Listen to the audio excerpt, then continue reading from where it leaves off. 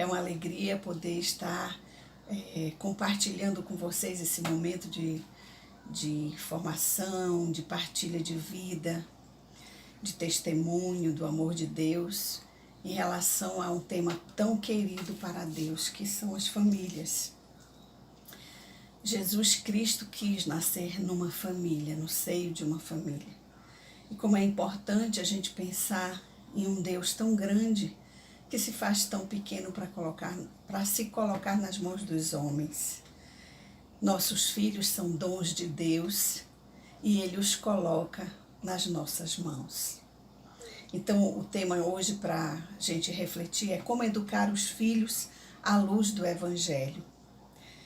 A gente sabe que todo ser humano tem necessidades fundamentais, mas a maior delas é a necessidade de amar e ser amado. E muitas vezes nós temos expectativas em relação ao amor humano e ele jamais é capaz de saciar a alma do homem.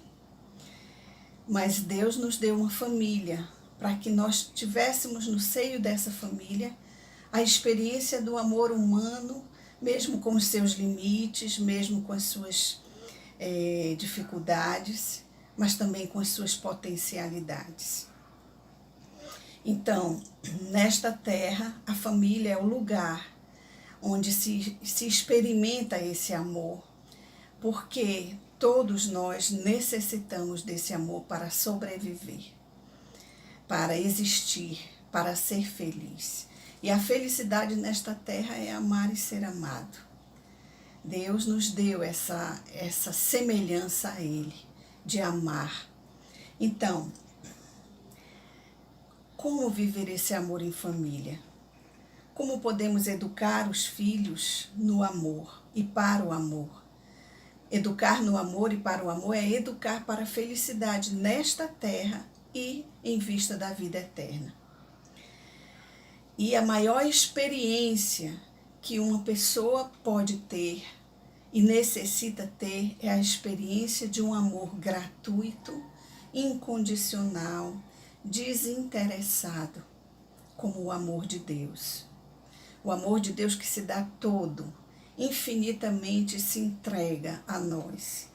Essa experiência com o amor de Deus, ela é fundante para uma vida cheia de alegria, para uma vida cheia de felicidade verdadeira. Então, a primeira condição para educarmos os filhos à luz do Evangelho é a necessidade que temos de uma experiência profunda do amor de Deus, que precisa se renovar a cada dia na nossa vida. E desse amor, todas as outras coisas vão se ordenando na nossa vida. E como levar os filhos a essa experiência de amor? A primeira forma de levá-los à experiência de amor é sermos nós mesmos instrumentos desse amor para com eles. E nós, pais, compartilhamos dessa missão do Criador, que é amar gratuitamente e desinteressadamente. Os primeiros anos da vida de uma criança, nós expressamos para ela esse amor que deve ser gratuito, que é, de certa forma, gratuito e incondicional.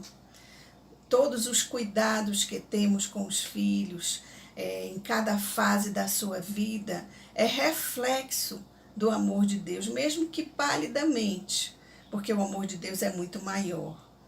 Mesmo que palidamente, porque também nós trazemos limites, porque também nós trazemos muitas vezes motivações nem tão purificadas, como nós vamos ver no decorrer dessa reflexão de hoje. Então, nós sabemos que não podemos garantir a felicidade dos filhos, não é verdade?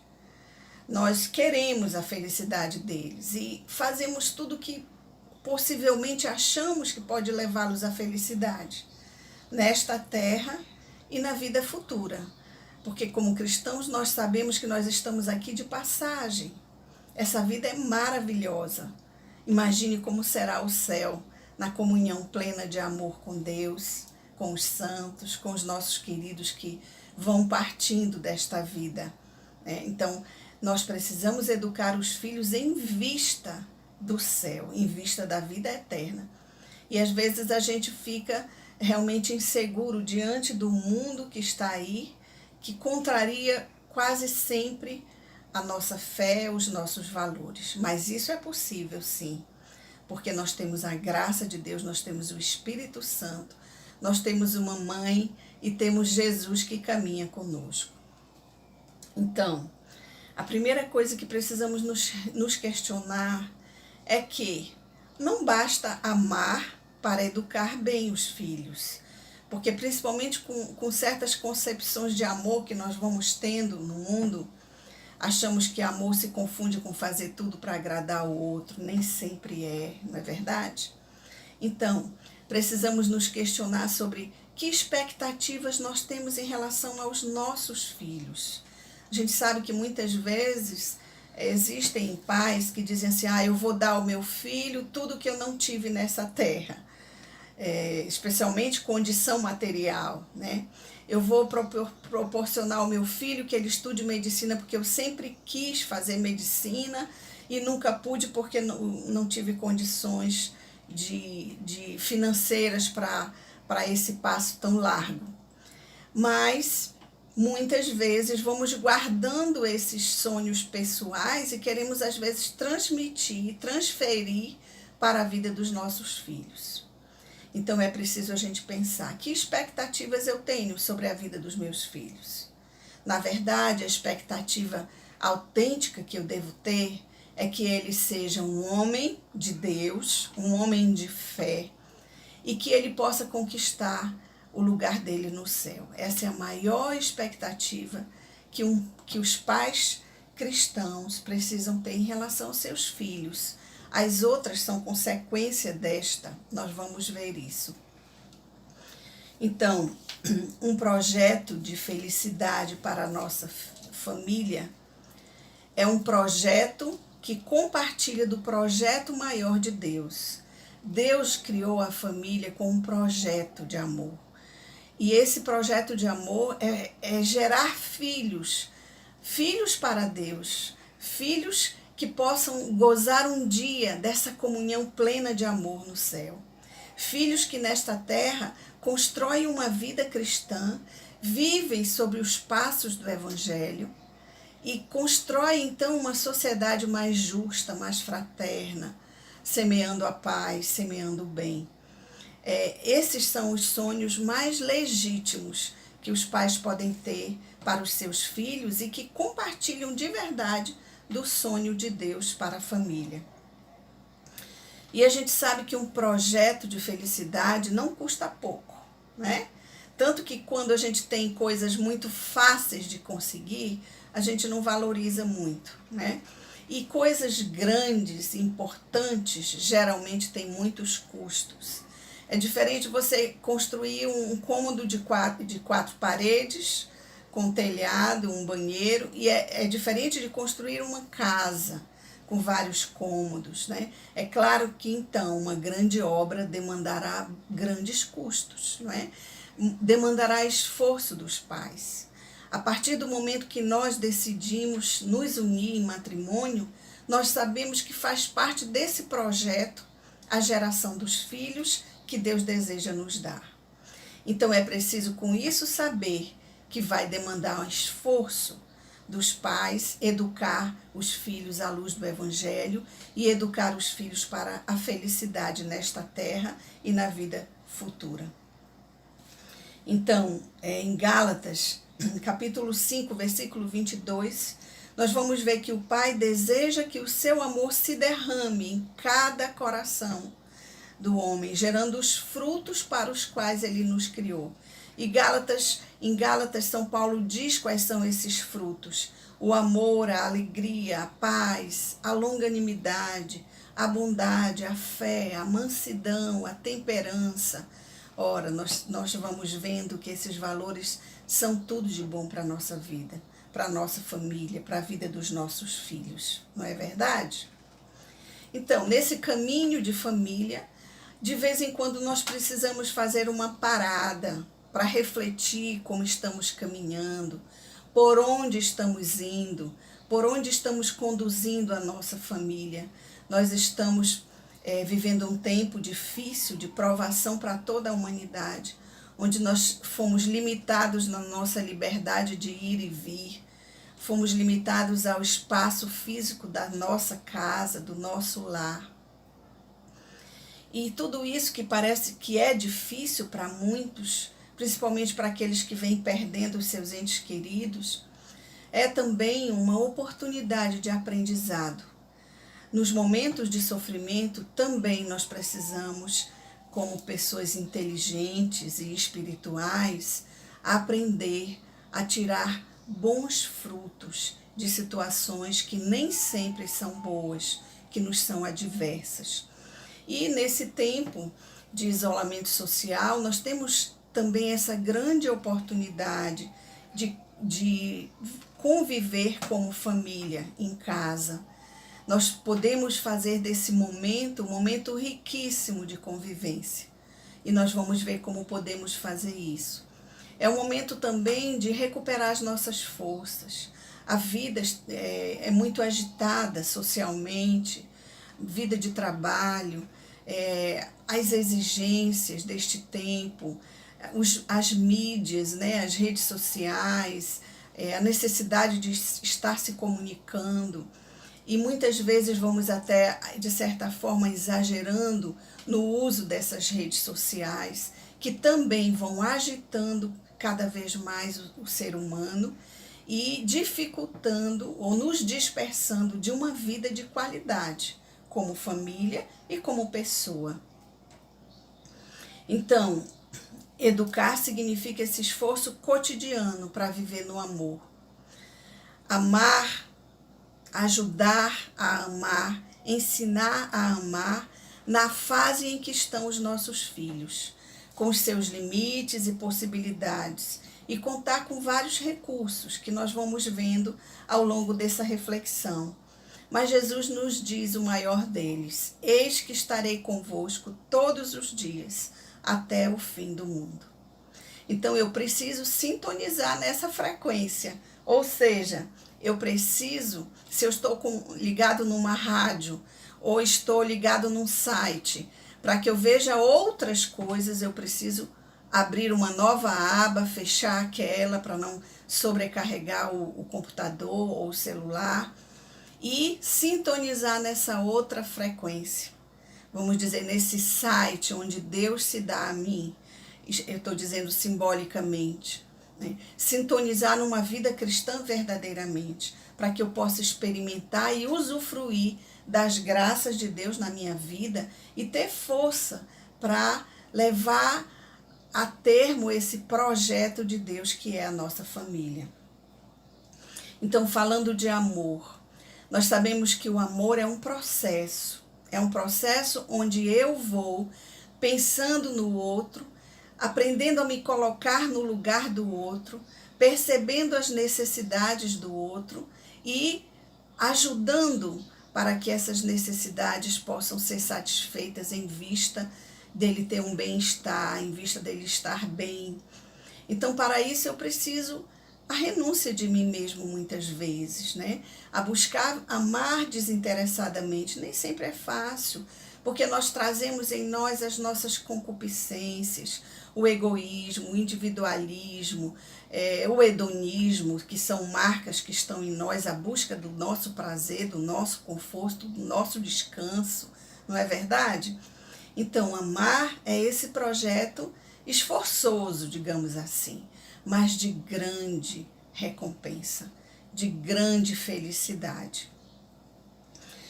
Nós temos na nossa natureza alguns exemplos bem interessantes que podem nos remontar a essa questão do amor.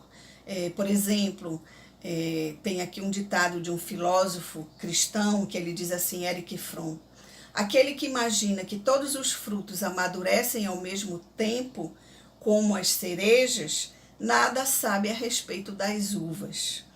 Ou seja, não são as nossas frutas, mas ele quer dizer que as cerejas amadurecem todas ao mesmo tempo. E as uvas do mesmo cacho vão amadurecendo aos poucos, até que ele todo fique roxinho para ser tirado, digamos assim. Nós temos frutas aí em Macapá, na Amazônia, que podem se servir a esse exemplo. Eu acredito que as bananas, o cacho de banana, ele vai amarelando aos poucos as bananas, até que ele esteja todo amarelinho e pronto e maduro para ser consumido. Não é verdade? Agora eu acho que o açaí não, né? O açaí parece que ele vai e fica aquele cacho cheio e daqui a pouco estão todos roxinhos no ponto de tirar. Eu imagino, né? Vocês vão poder fazer aí os exemplos, mas só para dizer que o amor é uma construção passo a passo. Para dizer que cada dia nós podemos crescer no amor, crescer nas virtudes, crescer na generosidade para nos dar aos outros. Ter paciência nesse processo, né? E é a coisa mais importante para nós pais. Vocês podem ler no Salmo 128, 127, dependendo da Bíblia. É um salmo lindo que fala daqueles que obedecem ao Senhor, aqueles que obedecem à palavra, que buscam pautar a sua vida na palavra de Deus, de uma forma consciente, sensata, como o Senhor nos indica. Então diz assim: felizes os que obedecem ao Senhor e andam em seus caminhos. Comerás do fruto do teu próprio trabalho, assim serás feliz e viverás contente. A tua esposa será como videira fecunda na intimidade do teu lar. Os teus filhos serão como rebentos de oliveira ao redor da tua mesa. Assim vai ser abençoado o homem que obedece ao Senhor. O Senhor te abençoe do Monte Sião. Possas contemplar a prosperidade da tua família, ou seja, de Jerusalém, todos os dias da tua vida. E chegues a ver os filhos dos teus filhos. Paz a Israel, paz a você, paz a vocês, casal, paz à família de vocês. Desfruta dessa paz, aqueles que pautam a sua vida na palavra de Deus. Então, neste processo de educação dos filhos, como é importante, e parte do casal, essa vida no Evangelho.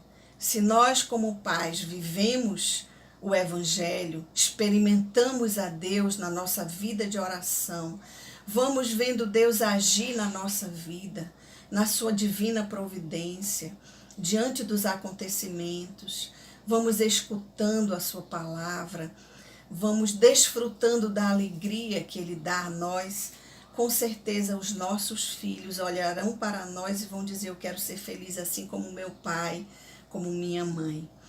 São João Bosco diz que na vida dele, né, nos tempos mais dolorosos que ele viveu como padre, viveu perseguições muito grandes, passou por penúrias, teve desafios com os meninos que ele recolhia da rua, com maus hábitos de educação e etc. Alguns até já na fase das transgressões e tudo, da criminalidade. E ele dizia que nos momentos mais difíceis, a cena que vinha na memória dele eram os pais dele de joelhos rezando em casa. E uma ocasião eles estavam todos de joelhos, os filhos também ali rezando com os pais, e entrou na cozinha um gato e derrubou um monte de panela, fez um barulho enorme. As crianças se assustaram, mas os pais permaneceram ali, imóveis, em oração, confiando em Deus, cheios de fé. Diante de um quadro desse, São João Bosco teve como criança uma profunda experiência de fé, de confiança em Deus, acima de tudo.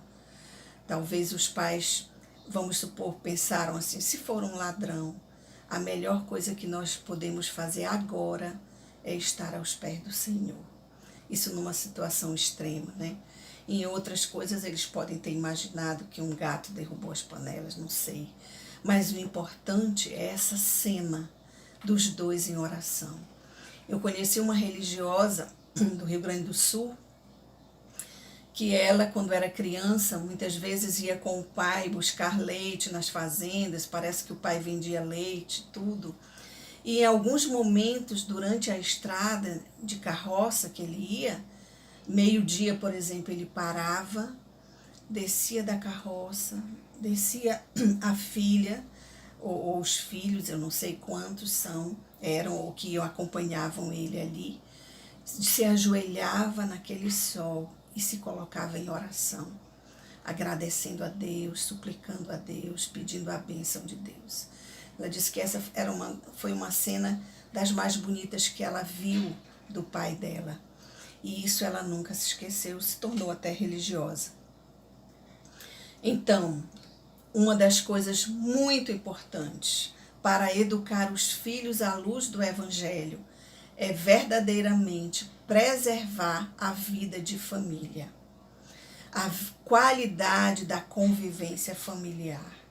Não é o que sobra, não é o tempo que sobra do trabalho, dos estudos, das nossas ocupações, não. É um tempo de qualidade para a convivência familiar. Esse tempo precisa ser reservado, mesmo diante das nossas inúmeras ocupações. A primeira coisa que o casal deve fazer é se reunir juntos e refletir sobre qual é o tempo que nós vamos estabelecer para a nossa convivência como família. A comunidade orienta fazer o ágape e fazer também aquele momento de koinonia, que é o beracá, né? O beracá e o ágape. Mas nem sempre a comunidade de aliança encontra tempo para isso. Mas eu digo para vocês, meus irmãos da aliança, procurem se organizar para encontrar pelo menos um dia de convivência com a família, na semana que eu digo. E um dia de convivência de qualidade para o casal, nem que seja de 15 em 15 dias. Ah, Laura, mas a gente não tem como fazer, as crianças são pequenas. Talvez um casal amigo possa ficar um dia com as crianças, na casa deles, enquanto vocês tiram aquele momento de qualidade, que seja assim um tempo mais longo, para uma oração, para uma conversa, para namorar, né? Para que vocês ajustem os ponteiros que estão às vezes desordenado entre vocês, né? O perdão, a amorização, o dizer que ama, o pedir perdão, o reconhecer os erros, um momento de qualidade para os dois. Os filhos precisam ver essa união do casal. Casal que briga na frente dos filhos gera profundas inseguranças nas crianças. Se em algum momento, né, a gente discute, eleva a voz, se aborrece, as crianças veem, isso acontece, mas que isso não seja uma rotina de vida. E que quando acontecer, se aconteceu na frente deles, é necessário que eles vejam a reconciliação. Meu amor, perdoe, eu fui grosseiro com você, eu me irritei, eu errei, você está certa nisso que você falou. As crianças precisam ver isso. Primeiro que isso é uma grande escola de humildade, de outras virtudes que nós vamos vendo no decorrer dessa reflexão. Então, isso é muito importante para estreitar os laços familiares, para que nós não nos percamos enfraquecendo a nossa família com coisas que nos dividem e não nos unem. É preciso zelar por esse tempo de família. É preciso, como eu disse, cuidar de si também, cuidar-se como pai, como mãe, cuidar-se para o outro, zelar pela sua saúde, para que você não esteja sempre cansada pelos cantos, irritada com os filhos, irritada com o marido, porque está cansada. Organize a sua vida. Tire o tempo necessário para descanso. Reveze com o esposo o cuidado dos filhos, quando você estiver ficando assim muito cansada, irritada. Precisamos ser um para o outro essa ajuda adequada.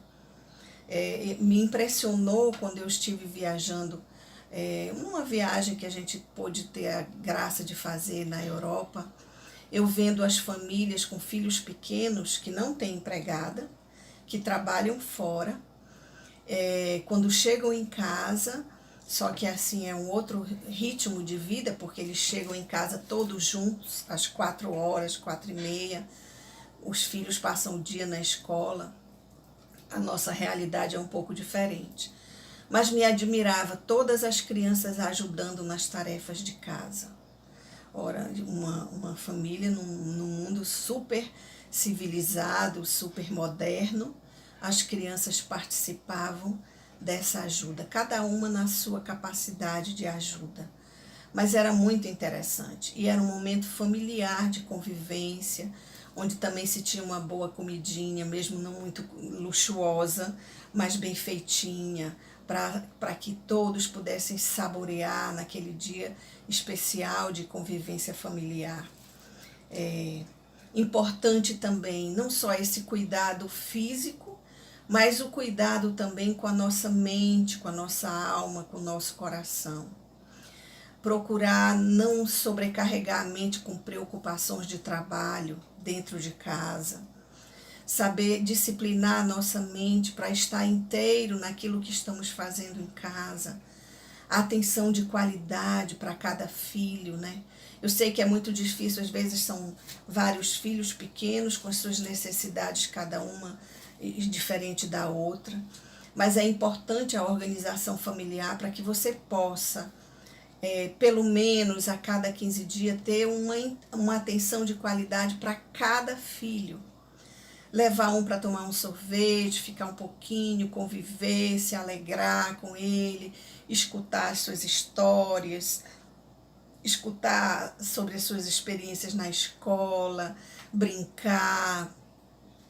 Esse tempo que é dado a cada um demonstra para cada um que ele é único, que ele é especial, que ele é tão amado quanto qualquer um dos outros filhos.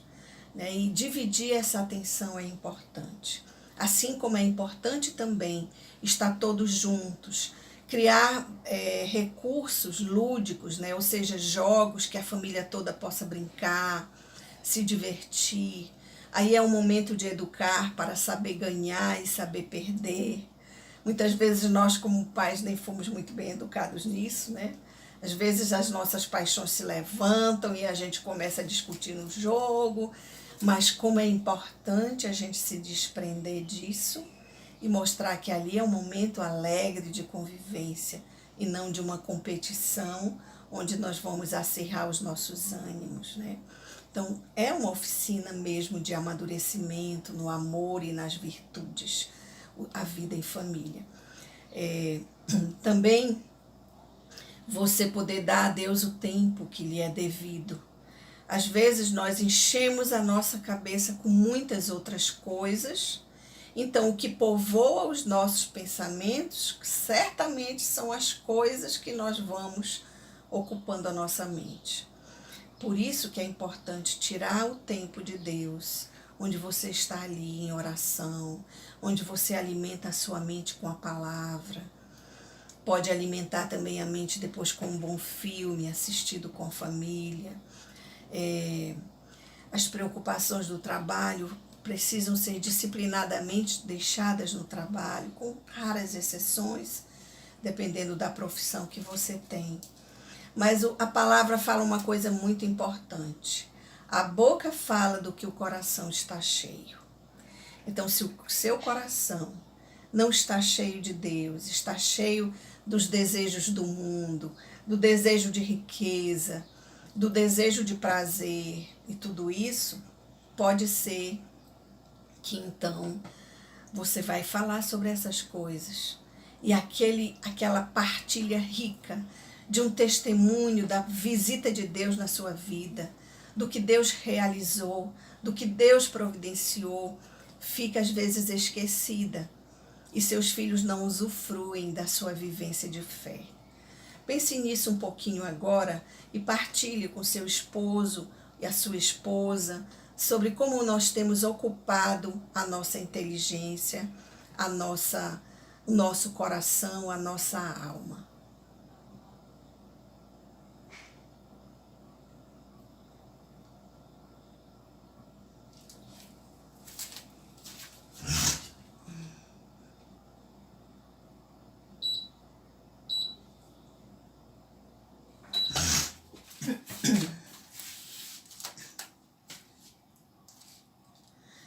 Então, no caminho nosso de família, nós temos atalhos enganadores, ou seja, ameaças que querem um pouco destruir a instituição família.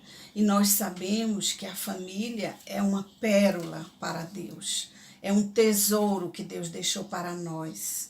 Na família nós aprendemos também as virtudes, nós aprendemos a ser honestos, nós aprendemos a ser éticos, nós aprendemos a ter autodomínio, a pensar no bem comum, a pensar no bem do outro. É uma verdadeira escola de esperança e de amor e de paz, se nós puder realmente favorecermos essa vida cristã em família. Algumas ameaças que nós com certeza já percebemos: o mundo digital, as redes sociais, o excesso delas para a nossa vida de convivência é muito difícil e muitas vezes até para o aprendizado. Vocês têm 2 livros nossos que foram publicados pelas edições Shalom, onde se fala um pouco dessas redes sociais e os efeitos dela, também como os jogos eletrônicos e os jogos de internet, que tem viciado muitas crianças, que tem aumentado o nível de ansiedade, depois passa para a angústia, depois passa para a síndrome de pânico e pode chegar a uma depressão. O excesso de redes sociais para todos nós leva a um caminho de ansiedade muito maior e os seus desdobramentos, como eu acabei de falar. O ritmo cansativo de vida. Precisamos ver em que podemos desacelerar um pouco a nossa vida. Não delegar essa missão e essa responsabilidade de educar os filhos à escola. A escola é um auxílio para você. E é preciso também zelar responsavelmente pelos conteúdos que a escola está passando para os nossos filhos. Nós sabemos que durante muito tempo a ideologia materialista, consumista e de muitas outras, hedonista, foram penetrando na nossa educação, nos nossos costumes, na nossa cultura brasileira. Então nós trazemos esses traços. Os nossos livros didáticos, os nossos livros paradidáticos também trazem conteúdos que nem sempre educam para os valores. Os pais precisam estar atentos a esses livros, ler com as crianças, ver o que tem ali que fere realmente a verdade. Eu já digo assim, a verdade. Principalmente os conteúdos de história, onde passam uma versão, uma interpretação da história de uma forma arbitrária à fé, arbitrária à igreja. Nós sabemos que a igreja tem erros, também teve erros, mas precisamos mostrar uma igreja que sobreviveu há mais de 2000 anos, não por causa dos homens, mas porque Deus é a cabeça da igreja. Cristo é a cabeça da igreja. O seu corpo sofre muitas vezes por causa dos nossos pecados, mas a igreja está firme e realmente nos ajuda a caminhar como família. Precisamos ser cristãos que amem a igreja, que busquem conhecer a história da igreja, que busquem interpretar essa história de forma verdadeira, não tendenciosa, não ideológica, não partidária, né? Então, precisamos estar atentos a esses conteúdos. O Papa Francisco ele vai alertar os pais sobre essa missão no documento Amoris Laetitia. É muito importante lembrar que a educação integral dos filhos é simultaneamente um dever gravíssimo e um direito primário dos pais. Ou seja, um dever porque nós vamos prestar contas desses filhos que Deus nos deu. Porque, em última análise, eles são filhos de Deus. E Deus quer tê-los um dia no céu. Deus quer que eles sejam felizes. E nós temos a responsabilidade de colaborar e de construir, de educar os nossos filhos na fé. E é um direito primário dos pais, porque os pais não devem estar delegando isso à escola. Devem questionar muitas vezes livros e outros procedimentos da escola que ferem os valores universais, porque os valores cristãos são valores universais. O direito à vida, a defesa da vida e outras temáticas que realmente são importantes para a vida em sociedade e que se tornam nossos valores também. Então é preciso esse caminho na fé. Você não pense que você vai conseguir educar seus filhos na fé se você não trilhar esse caminho de fé primeiramente, né? Então, outros atalhos que nós podemos ver são as drogas, na adolescência, as amizades dos nossos filhos. Aliás, durante toda a vida, precisamos ter esse zelo, essa proteção para com os nossos filhos. Por quê? Porque eles ainda não têm maturidade para bem discernir o bem do mal, as amizades muitas vezes envolvidas por afetos normais. São difíceis de um jovem, de um adolescente ou de uma criança discernir que aquilo ali, que aquela companhia não vai ser boa. Então os pais têm que ter toda a sabedoria. Muito mais do que proibir, oferecer outras alternativas, muitas vezes trazer os colegas dos filhos para casa, porque ali você vai conhecendo cada um. E ali você vai podendo também conversar com os filhos. Você acha que aquilo ali que o Joãozinho ou fulaninho fez foi certo, meu filho? Né? E vai mostrando o que é o bom, o que é a bondade, o que é a justiça, o que é a verdade, né? Outra coisa, né, que precisamos estar atentos como pais. Nós dois, pai e mãe, precisamos ter unidade, comunhão na educação dos filhos. Um não pode desfazer a autoridade do outro. Se você discordou do que o seu esposo fez em relação a alguma atitude com o filho, espere. No momento oportuno à noite, no quarto, você conversa, questiona, faz refletir. E se foi abusivo, por exemplo, as palavras, olha, você pode refazer isso aí.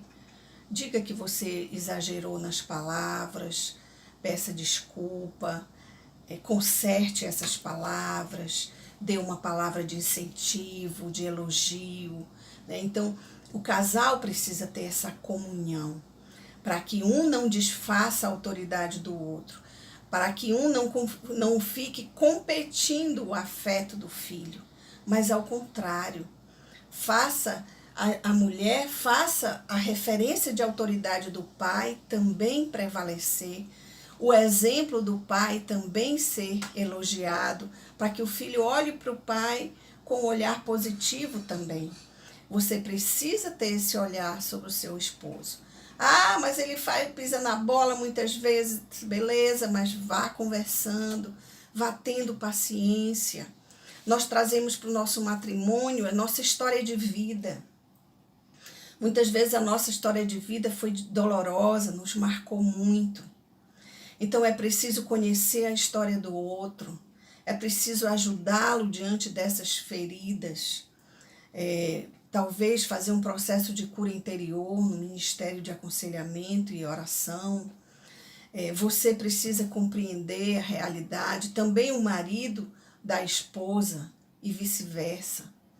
Eu conheci um casal, a esposa viveu situações muito difíceis na infância, principalmente a falta do amor da mãe. A mãe rejeitou ela demais, ela sofreu muito. Então, quando ela se casou, ela trouxe toda essa carga de agressividade, de frieza no relacionamento para dentro da família. Então, a filha mais velha sofreu também, porque ela acabava, sem querer, agindo como ela também tinha recebido. Então, ela precisou fazer todo um processo de cura interior, de acompanhamento mesmo, para ir aprendendo a falar de outra forma, a agir de outra forma, a perdoar a mãe, a olhar as coisas boas que ela aprendeu, né, a realmente também perdoar, para poder ela superar aquela ferida e poder escolher novos valores para a sua vida, para a sua família. Então, às vezes, precisa um processo desse para que haja uma boa harmonia conjugal e familiar. Ter essa atenção com o outro. Eu me lembro muito do marido dela que dizia para mim, ela sofreu muito, então ela traz tudo isso. Ele entendia a situação, tinha paciência e pediu ajuda para a esposa, porque ele não sabia como conduzir esse processo, né? Então a filha, quando entrou na adolescência, começou a se revoltar muito com a mãe. Então foi aí que eles procuraram ajuda, né? Hoje eles vivem muito bem, superaram aquela fase, né? E estão bem. Hoje a filha já é até casada e mantém um relacionamento muito bom com a mãe, enfim. É preciso que a gente vá ajustando e fazendo crescer os laços na nossa família, fazendo fortalecer esses laços, aprender a liderar os filhos positivamente. Um elogio, né? Uma palavra de incentivo. Meu filho, você tirou essa nota baixa, mas você é capaz. Nós vamos sentar juntos, vamos estudar. Você vai superar essa fase difícil. Vamos ver qual é a dificuldade, né? Então, conduzindo os filhos assim é muito importante. Outra coisa também são os limites necessários. Nós não podemos soltar os filhos para agradá-los ou ter medo de perder o amor deles. Não precisa ter medo. A firmeza necessária, os limites necessários, com o amor necessário, não vai absolutamente prejudicar o desenvolvimento do seu filho e nem ele vai lhe deixar de lhe amar. Pode naquele momento ficar aborrecido e tal, tenha paciência, dê um tempo para ele elaborar aquilo ali, né? E aquela proibição, queria talvez ir para uma festinha de adolescente, você viu que não era bom e tal. Então, dar o limite, mas também esperar que ele se acalme, que ele pense, tenha essa maturidade, não se angustie, que as coisas vão se arrumando, especialmente quando a gente suplica a ajuda de Deus. Deus quer que a gente peça. Ele está pronto a conceder. Nossa Senhora, quando apareceu a Santa Catarina de Labouré, com aqueles raios da medalha milagrosa, tinham alguns raios apagados. E ela perguntou a Nossa Senhora, por que alguns raios das suas mãos estão apagados? E Nossa Senhora disse, essas são as graças que vocês ainda não me pediram, que eu tenho para dar a vocês, né? Então, que nós tenhamos essa consciência de ser filhos, né? De ter Jesus como mestre, como bom pastor, como amigo, como irmão. E Deus como um pai amorosíssimo que não hesitou em dar o seu filho para nós, para que nós pudéssemos experimentar o seu amor extremo e incondicional por nós. Então, a superproteção vai gerar adultos frágeis. Nós não temos como aprofundar muito isso, mas vocês podem ler sobre isso, tem material bom que vocês podem estar lendo. Filhos sem limites, compulsivos para comer, não tendo limite, não tendo disciplina, serão adultos difíceis de serem trabalhadores, de arregaçar a manga para buscar a melhoria na sua família. Educar para a autonomia. O que é isso, Laura? Educar para a autonomia é fazer com que os filhos aprendam a discernir o bem do mal, aprendam a fazer boas escolhas, mesmo contrariando às vezes os amigos que querem fazer coisas erradas. E a gente precisa ir formando, sinalizando nessa direção da responsabilidade. Quando eles pisarem na bola, deixarem eles sofrerem as consequências disso, para que eles amadureçam. Claro, dentro da sua capacidade naquele momento de suportar aquela responsabilidade, né? Mas coisas simples até dentro de casa que a gente vai podendo formá-los nesse sentido.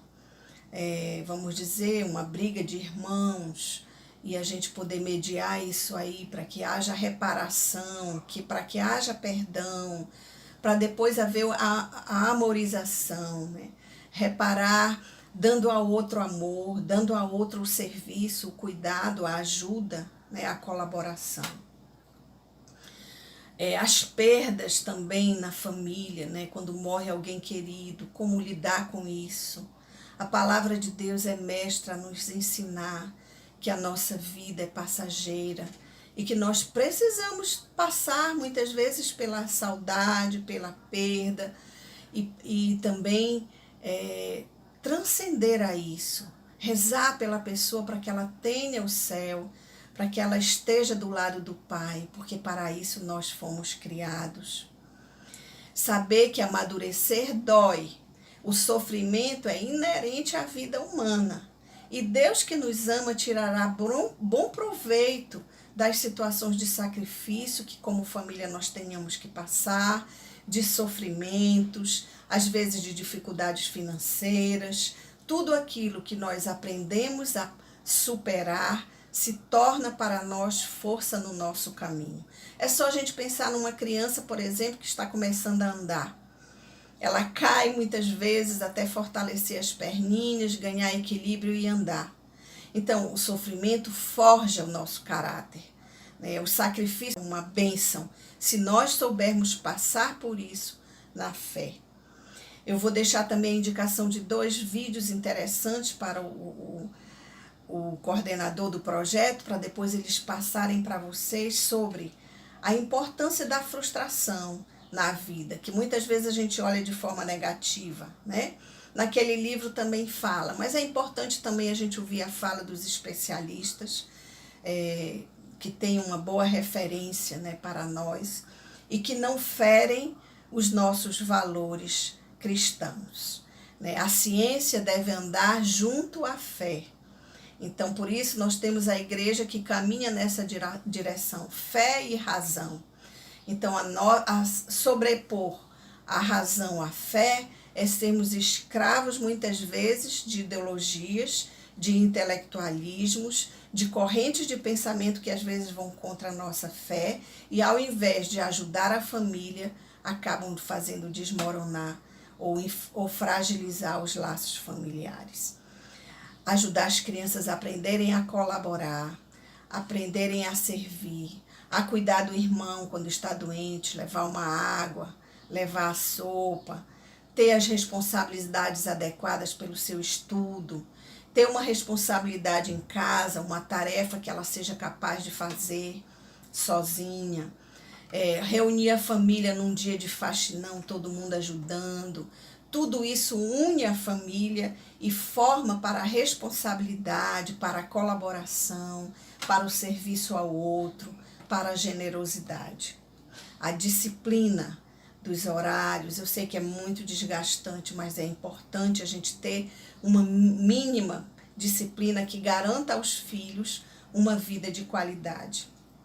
A questão do sono, da hora de dormir, não deixar ficar nas redes ou na televisão à noite, a partir de um determinado horário, dosar isso aí muito bem.